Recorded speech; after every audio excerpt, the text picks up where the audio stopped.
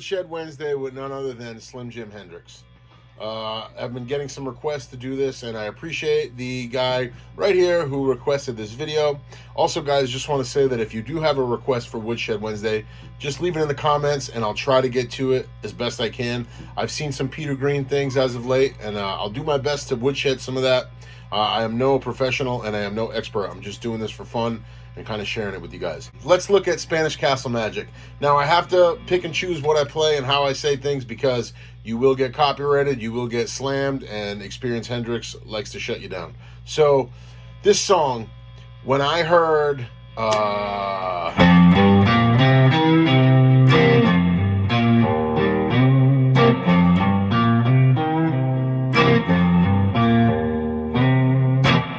when I heard...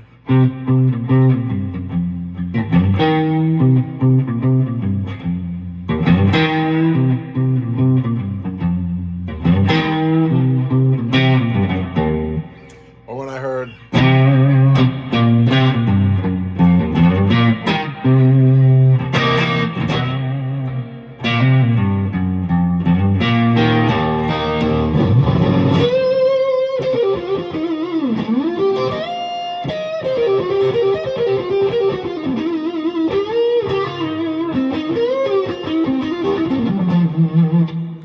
with all of those examples, the common thread there is that kind of approach to, it's not necessarily a scale, but approach to, I think what Jimmy gets a lot of credit for is the playing the rhythm and the lead at the same time. When he's playing over those chords and the changes, you'll hear things like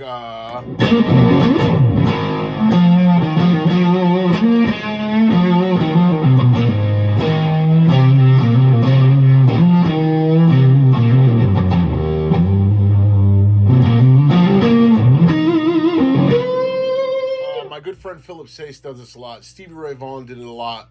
You can hear it in things like Testify when it's...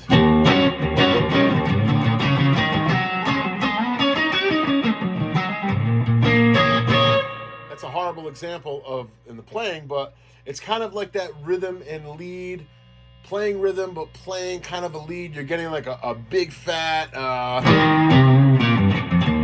while also...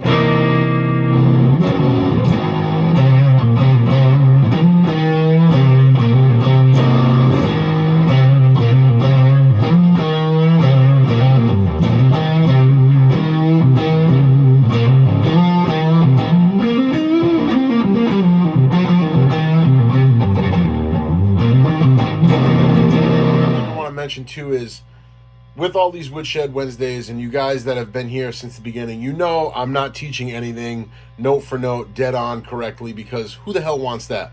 One genius did it a long time ago. Why is somebody like me going to try to replicate that? It's pointless. It's just a way to kind of get you in the zone and get you in the area to play and work it out yourself. So I just want to make that clear now. So if you look at what Jimmy's doing there, right, you can hear this kind of...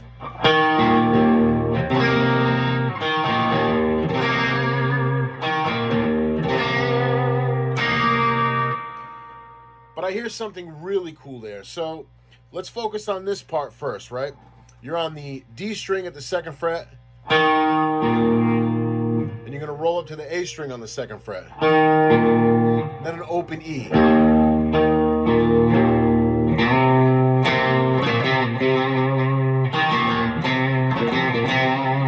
Now that's a cool riff I would play if I was covering that song live, because you kind of want to keep that.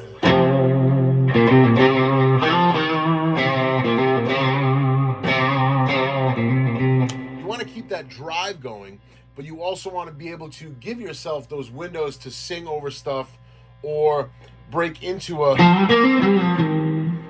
something kind of to extend your playing.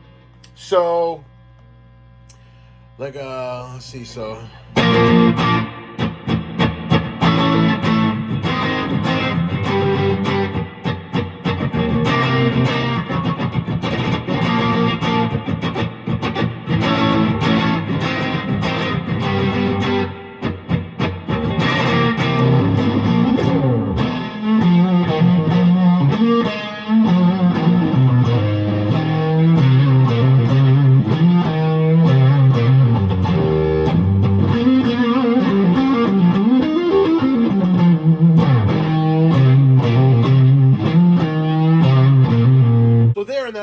passage, all I did was really tap into my pentatonic scale one time.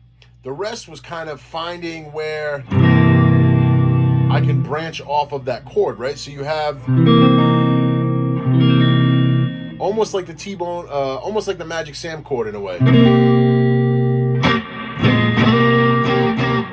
So just check it. It's like, and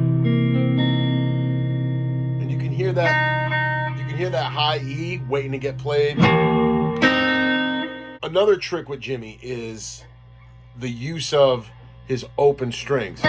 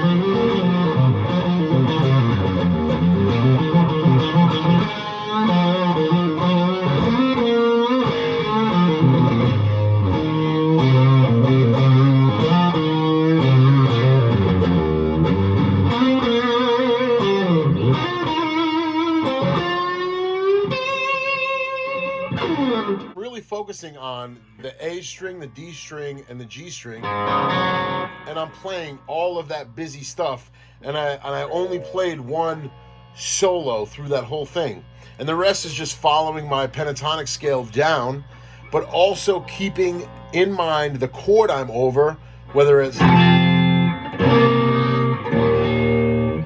and approaching the rhythm in a way where I can get a funky riff out of it and also keep that chunk of the rhythm of the song going. And that's a lot of what, like I said, Jimi gets a lot of credit for that, is that you'll always read about him being able to play rhythm and lead at the same time. I never really understood that, and I just sort of worked that out in my head as it's those things like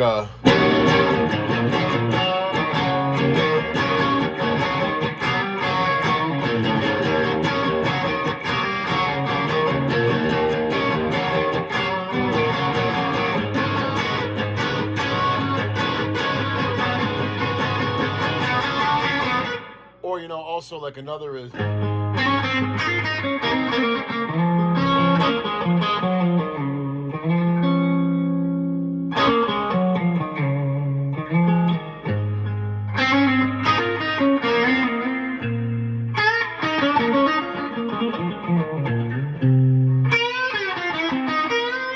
just with that Spanish Castle Magic and a lot of songs. There's a lot of driving songs. Fire is the same way, you know, there's that, all that.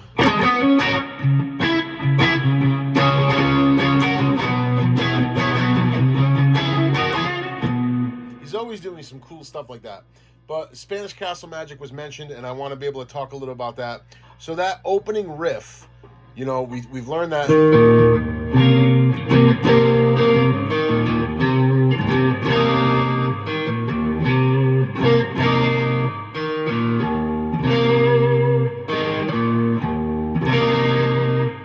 If you wanted to play that chord and kind of sound it real janky, just you want to hit the A string at the 4th fret, leave the D string ringing, and then hit the G string at the 4th fret as well,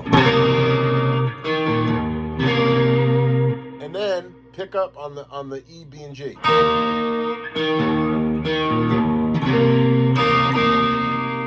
So now you're faced with he does the verse, you know, and then you hear that ba-bow, bow, F sharp. 1.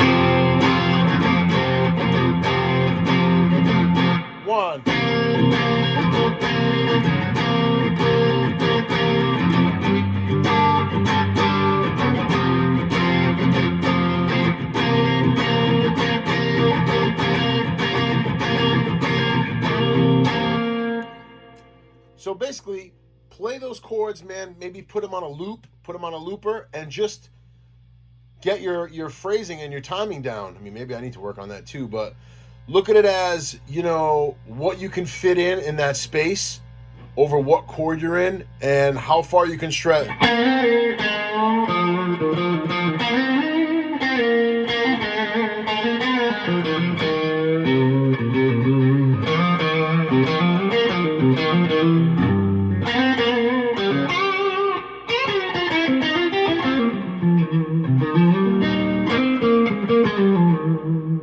Stuff with Jimi, man, I can go on forever. Some tone tips for that. I hear a lot of this is a three-way switch, so I kind of have this jockeyed here, but I hear a lot of the bridge and middle together, and to me you can really hear it in the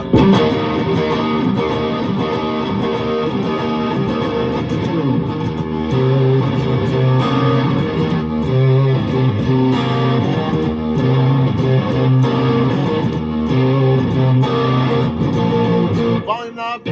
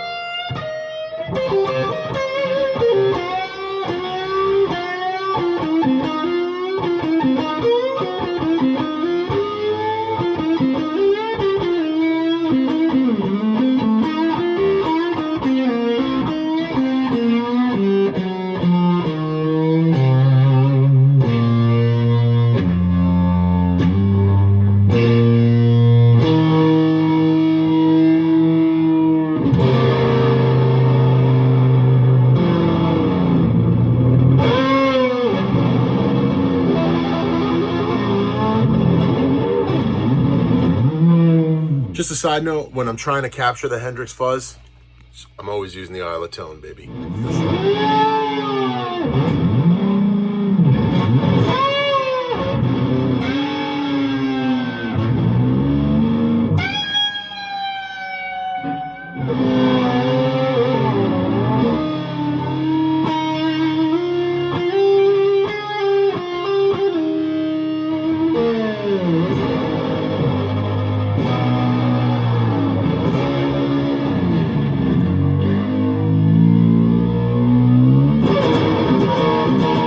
Happy Woodshed Wednesday. Long live Jimi Hendrix.